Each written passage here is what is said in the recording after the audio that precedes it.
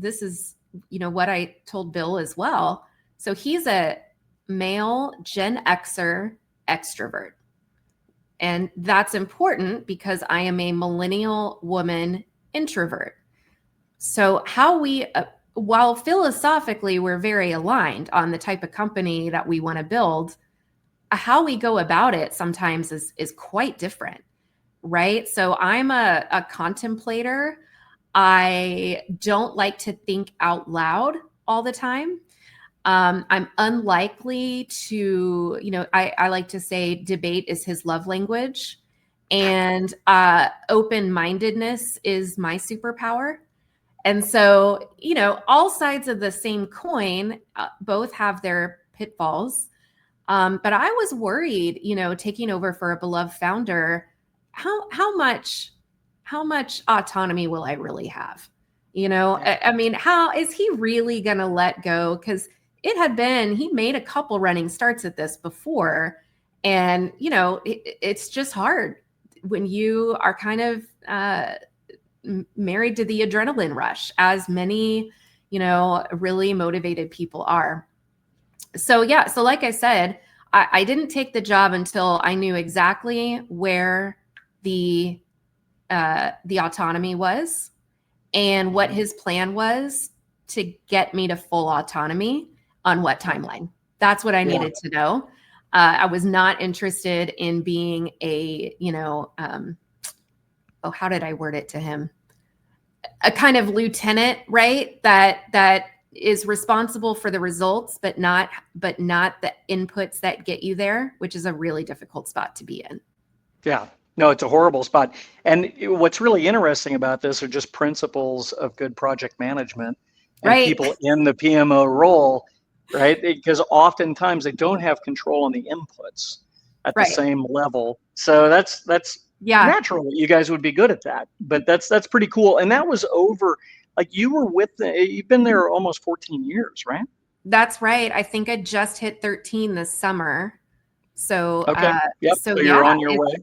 It's been a long time. Now, in consulting, I will say it's almost like you cram 3 years of experience into every year, because the clients you work with are so varied. And in my discipline, it's really industry agnostic, right? So I've worked in energy, finance, nonprofit, education. So you're just learning so much about how all different types of organizations work, which is exactly what I wanted to do. I did not want to be bored.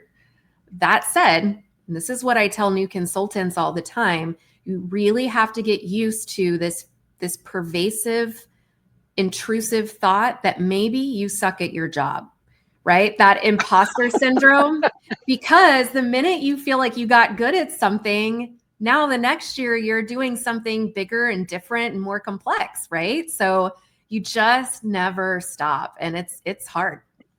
Yeah.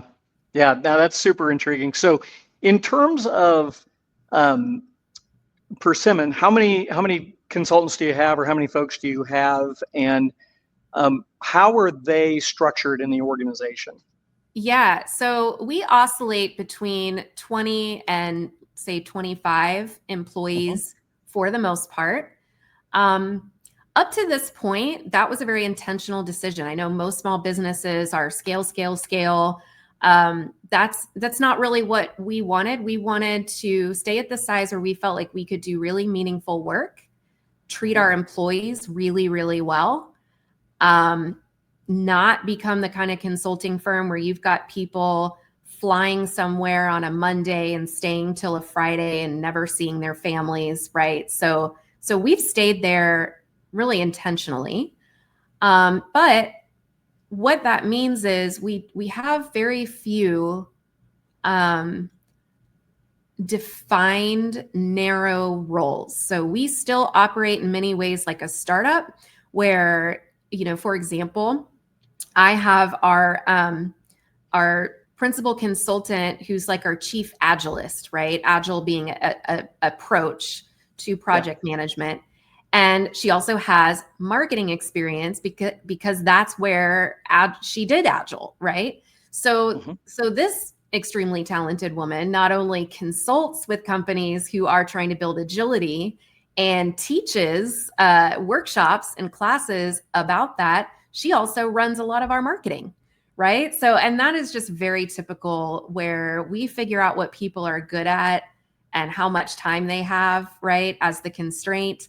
And we build and adapt and evolve roles based on that. Yeah.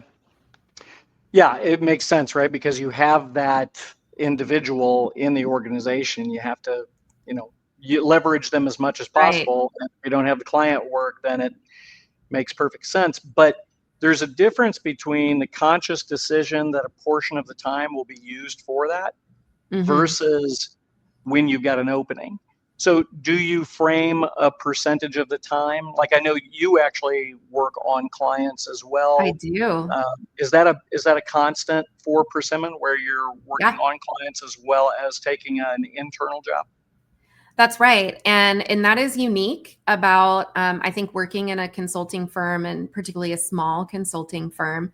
And the balance, right, is I need to do that work also. So I understand the field we're in. And, if I were to stay out of it for too long, I wouldn't know how to run a business that does it because I'm out of touch with the industry, right? So there's For a sure. certain amount that I need to do. It's also a love of mine, so I don't want to give it up, but I have to be really realistic about how much I can do and still run a great company.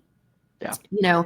That split for me is 60-40, 60% running the business and 40% training. So that amounts to about 100 hours of consulting that I can do in a month.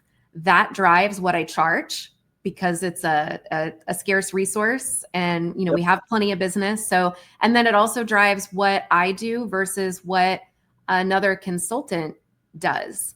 And what's been really important to me is that we don't build a business around me.